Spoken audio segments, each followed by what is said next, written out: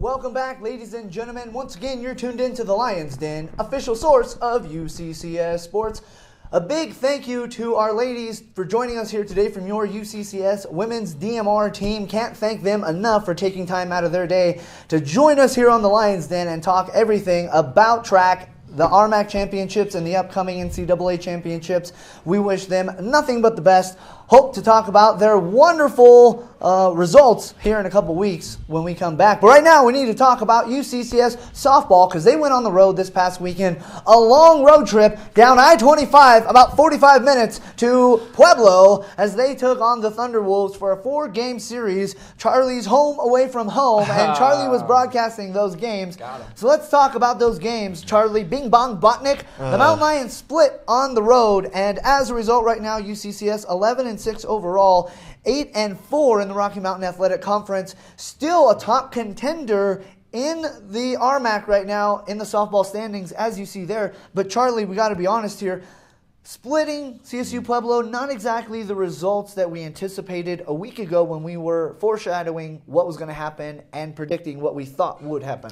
You know, a wise man once told me, and actually it was Jared Werner. He said, if you can go 2-2 on the road, you're not doing so bad for softball. So, you know. He said that? He did say that, actually. But I thought that was for good teams when you play them on the road, not for just any team. But here's the thing. CSU Pueblo came out firing. You know, it was their first home weekend, for RMAC. And, you know, they just came out. One pitcher, actually, Hope DeValio, got RMAC Pitcher of the Week. And she played excellent. She played 3 out of 4 games, got her first no-hitter against the Mountain Lions. But other than that, Thunderwolves are really hopeful. You know, I can see some hope from them. But, you know, that was funny. You got it? Just got it. Almost went over my head. But Mountain Lions, their pitching was very strong. Haley Smith, Danny Fonseca, Stephanie Chachowski, and then a little shout-out, Christina Patton. She got stuck with we were up 3-0 in the second game, and bases were loaded, 2 outs. And Chachowski was out, and they threw in Patton for 1 inning. She closed that one out with 2 strikes. She played smart, and a little shout out there. And the pitchers were really strong. Batting was hard in the first games. They came out a little lackluster, a couple errors that you don't see from the Mountain Lions. But those second games, they were just on fire, and it was fun to watch, honestly. And I got a little sunburnt, so everything happens. It'll match that beautiful red CSU Pueblo T-shirt you have, right? Always. Yeah, it matches that color quite well. So the Mountain Lions lost the first game both on Saturday and on Sunday. You mentioned a few errors coming into play and some quiet bats.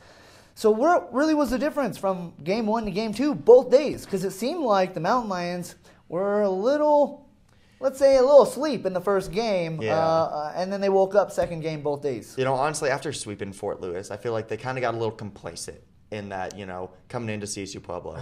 They thought, we can just come in, we're the Mountain Lions, and it didn't happen that first game. And then the second game, something happened, and I think head coach Ricky Rothbauer said something, and, they just played with a sense of urgency those last 2 games, and, it was fun to watch them. And a couple of errors by a couple of players that, usually didn't happen. And, it was a weird one. Martinick, just a couple, not even her, just, the whole team, but just a couple of drops. Right. And it was a weird couple of games, but those second games, they looked like that team against Fort Lewis. And, that Fort Lewis games, the sweep was pretty fun. Well, Haley Smith, you mentioned some of the pitching. She got her first loss of the season now, 4-1. But how about this for an ERA, Charlie? 1.93 still. Still pretty solid in the grand scheme of things, right, Sauce? Yeah. Well, here's the thing. A couple of things about this is that I obviously wasn't at the games out in the Big Apple. I know we're giving shout-outs, but I already gave my shout-outs. Here's the thing.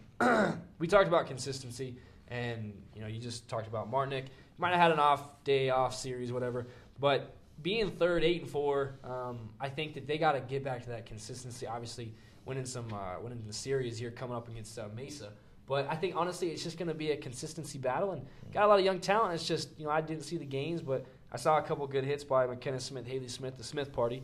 But, they got to tap into that stuff we talked about at Fort Lewis and get that 4-0 sweep. And, I know Jared's writing your paychecks, Charlie, in the 2-2 whatever quote. But in the RMAC, yes, it's nice to split, but maybe go one above, maybe go 3-1.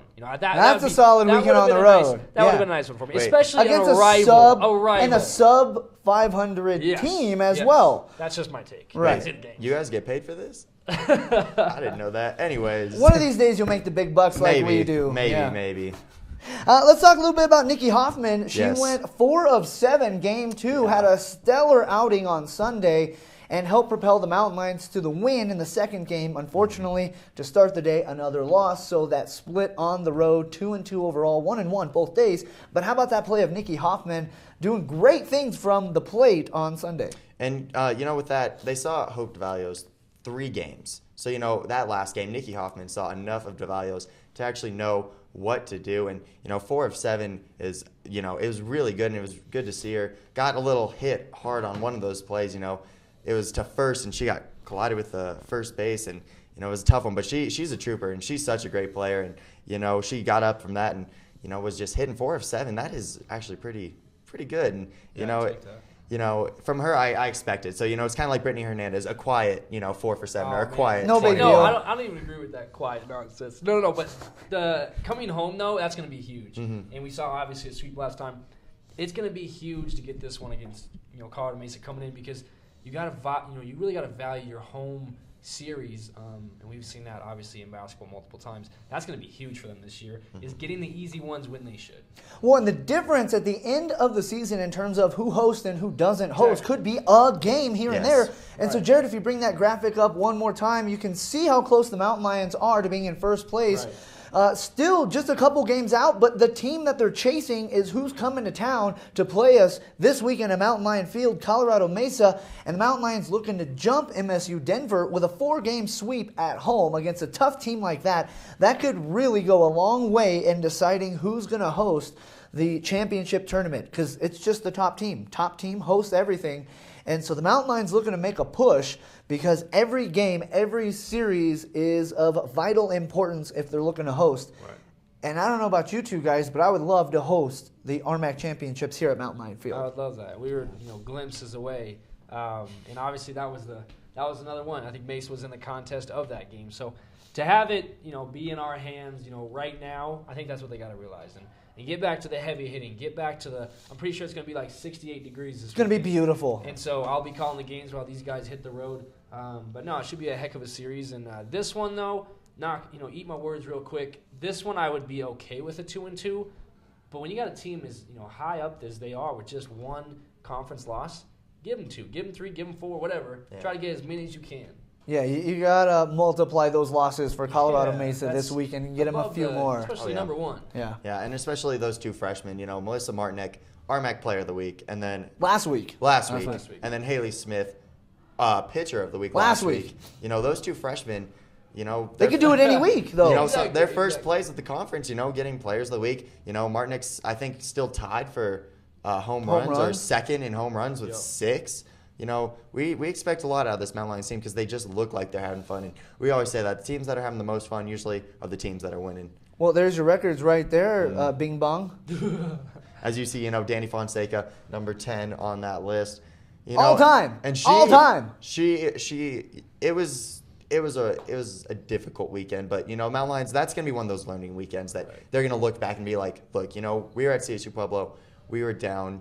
And we came back, so and great players bounce back. Exactly, the all-time greats will bounce back. We've seen, I mean, the crazy thing about it is we thought Alex Welch's career scoring record wasn't maintainable and it wasn't approachable. He got it, and he got it with these. I think great players pick their times, and I think she's just feeling the curve out with these young players, and that's a tough one to take too, especially with a new coach. I expect at least 4 home runs for Danny Fonseca this weekend. Ooh. At least 4, huh? At least. I'm calling it. It's bold. I think, 2 last weekend she had? She had... One each? None last weekend. Against CSU Pueblo? I mean, like 2 weekends ago. Yeah, she had 2 or 3. 2? Yeah, I'm calling 4 this weekend. Okay. Speaking of calling, you called how many games this past weekend? Oh, no. Here comes the stats, people. Here comes the stats. Wait.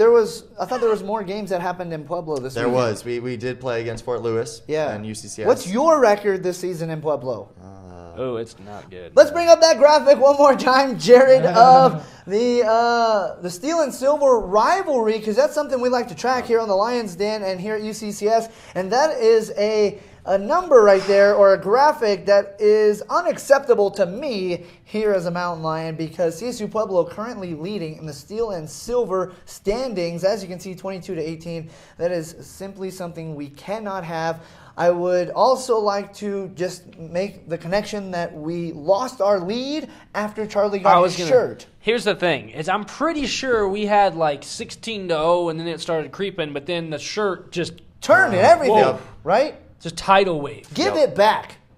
I don't have it. I have no clue where that. So you mean the curse is not going anywhere? It's like the Black Pearl. You got to return that last coin, man. That's right. And until it does, we're going to continue to lose at CSU Pueblo. This is unacceptable. Bing bong. So hey, you better get that right because when the women do advance, they're going to play hopefully CSU Pueblo. But we're not in CSU Pueblo, so it's okay. Because we'll have to wait. CSU Pueblo last year in the NCAA tournament, and what happened? We won. That was a different team. That was before you got the shirt. That was a before neutral the shirt. That was pre-shirt. We'll just say that. Yes. All right, we got a lot more to cover here on the Lions Den, or primarily the UCCS women's basketball team and the run that they are trying to make now as the NCAA tournament begins in just a couple days, and your Mountain Lions will take part of it as part of the RMAC. A couple teams from the RMAC also made the tournament. We'll talk about that when we come back and preview who your Mountain Lions are going to match up with this upcoming Thursday for the first round of the NCAA tournament. Don't go anywhere. We'll be back right after this.